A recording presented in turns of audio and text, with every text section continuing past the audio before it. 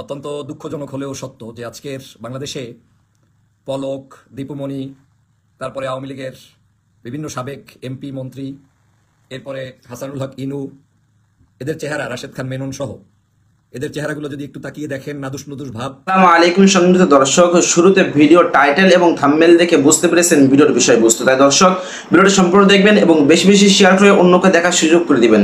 চলুন দর্শক আমরা সর্বপ্রথম ভিডিওগুলি দেখে আসি। বিসমিল্লাহির রহমানির রহিম।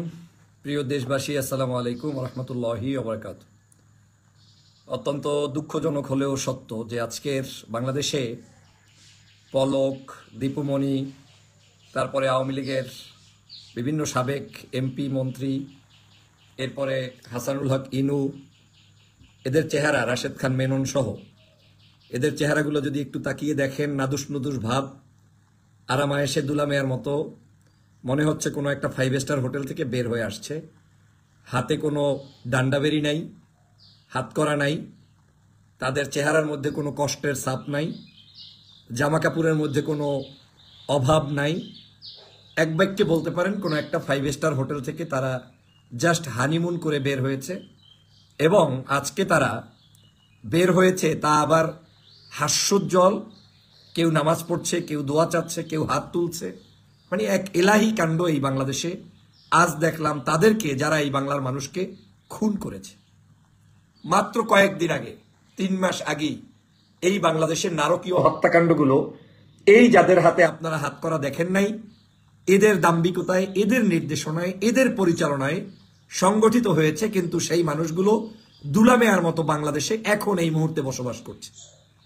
আমার মনে হচ্ছে এই মানুষগুলো বাহিরে বাসা বাড়িতে থাকলে যতটা না কষ্টে থাকতো কিংবা অনিরাপদ থাকতো, তার চেয়ে তারা এই জেলে যাওয়ার নাম করে জেলের ভিতরে কোন এলাহি রুমের ভিতরে কোন জায়গায় কি স্টাইলে ওনাদেরকে রেখেছে আল্লাহ ছাড়া কেউ জানে না।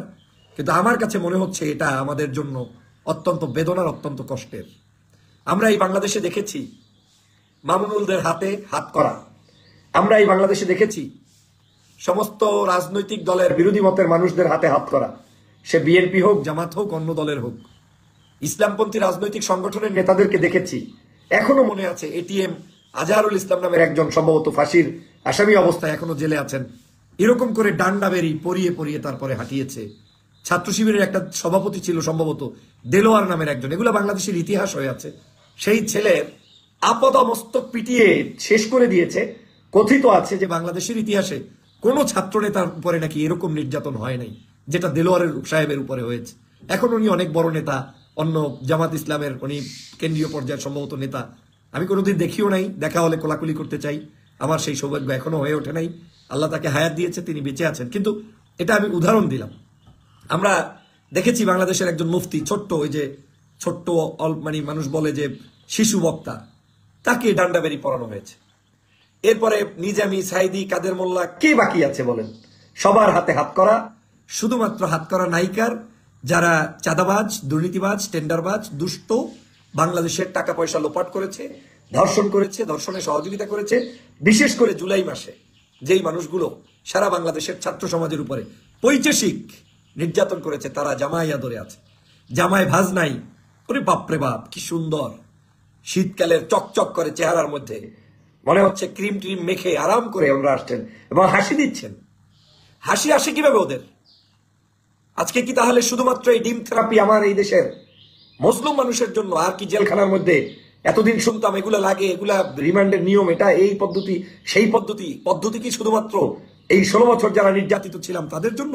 নাকি এই পদ্ধতি বাংলাদেশের যে কোনো একজন খুনি, দর্শক, সন্ত্রাস, চাঁদাবাজদের জন্য? আজকে দুঃখজনক হলেও আজকে সেই জিনিসটা আমাদেরকে দেখতে হয়েছে। আমি সে কারণে বাংলাদেশের সাধারণ জনগণের পক্ষ থেকে আমি মনে করি এটার প্রতিবাদ জানানো উচিত। আপনাদের কাছে উদাত্ত আহ্বান জানাই, আপনারা নিশ্চয়ই এইরকম কোনো বিচার ব্যবস্থা দেখতে চান না। আপনারা নিশ্চয়ই খুনিদেরকে এইরকম স্বাধীনভাবে চলতে দেখতে চান না।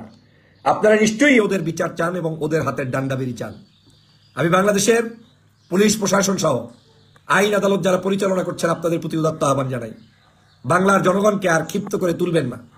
হৃদয়টা শেষ হয়ে গিয়েছে, ভেঙে চুরে চুরমার হয়ে গিয়েছে।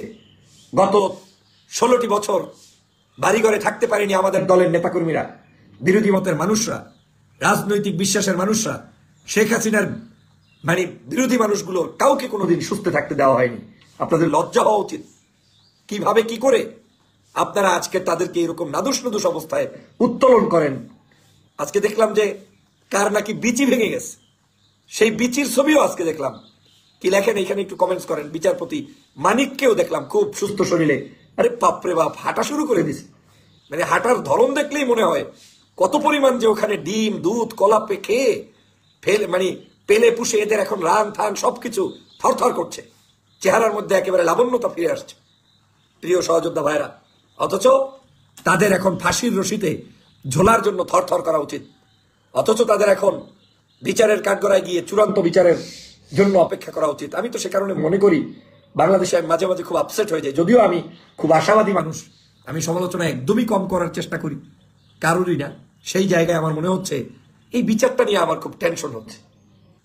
কে আদৌ এই বিচারটা করবে, কিভাবে করবে, আমি এটা কোনোভাবে, এই অবস্থা যদি এখন হয় তো ভবিষ্যতে পরিবর্তন হয়ে গেলে, নির্বাচন হয়ে গেলে এরা তো বিভিন্ন কলা কৌশলে আপনাদের কাছ থেকে বাজবি বিচার টিচার সবকিছু ফালাই দিয়ে তারপরে দৌড়াদৌড়ি শুরু করবে এবং তারা জামিন নেওয়ার চেষ্টা করবে।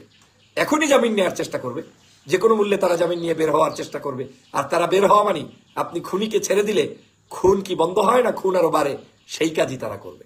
তারা ষড়যন্ত্র শুরু আগেও করেছে, এখনো করছে, ভবিষ্যতেও করবে। প্রিয় সহযোদ্ধা ভাইরা, আজ এই কঠিন পরিস্থিতি থেকে উত্তরণের উপায় কি? আপনাদের উপায় একটাই, জুলুমের দিকে তাকান, গত 16 বছরের নির্যাতনের দিকে তাকান, ভয়াবহতার দিকে তাকান। মানুষদেরকে গুম করা হতো, খুন করে হতো, রাস্তা থেকে ধরে নিত, বিশ্ববিদ্যালয় থেকে ধরে নিয়ে যাইত, ডাইরেক্ট বাবা মায়ের সামনে, স্বামীর সামনে স্ত্রীকে ধর্ষণ, মায়ের সামনে মেয়েকে ধর্ষণ। এই ছাত্রলীগ করতো, আওয়ামী লীগ করতো। আর আজকের আবার নতুন করে এই খুনিদেরকে আমরা আরামায়েশের জীবন দিচ্ছি। একটাবার চিন্তা করেন, দেশনেত্রী বেগম খালেদা জিয়াকে বিদেশে চিকিৎসা নিতে দেয় নাই। চিন্তা করে দেখেন, সুস্থ দেলোয়ার হোসেন সাঈদী হসপিটালে এসেছে, সুস্থ এসেছে, মানে একটা মানুষের মৃত্যুর তো ধরনও থাকে, তার কোনো ধরনের সিমটম কিচ্ছু নাই, মানুষটা ধুম করে মারা গেল, ইঞ্জেকশন পুশ করে তাকে হত্যা করলো। একটু চিন্তা করে দেখেন, জামাত ইসলামের প্রায় 11 জন নেতা সম্ভবত ফাঁসি এবং জেলের মধ্যে মৃত্যু হয়েছে। বিএনপির সাকা চৌধুরী, তাকে হত্যা করা হয়েছে। গুম করা হয়েছে ইলিয়াস আলী, সাগর রুনিকে হত্যা করা হয়েছে। 104 বারের অধিক, এটার তারিখ শুধু চেঞ্জ হচ্ছে, এখনো তদন্ত প্রতিবেদন বের হয়নি। এরকম করে আপনার ইলিয়াস আলী, বিভিন্ন জায়গার বিভিন্ন নেতাকর্মী, কুষ্টিয়া বিশ্ববিদ্যালয়ের 4 বন্ধু একসাথে বের হয়েছিল, কি জানি নাম, মোসাদ্দেক এইরকম নাম।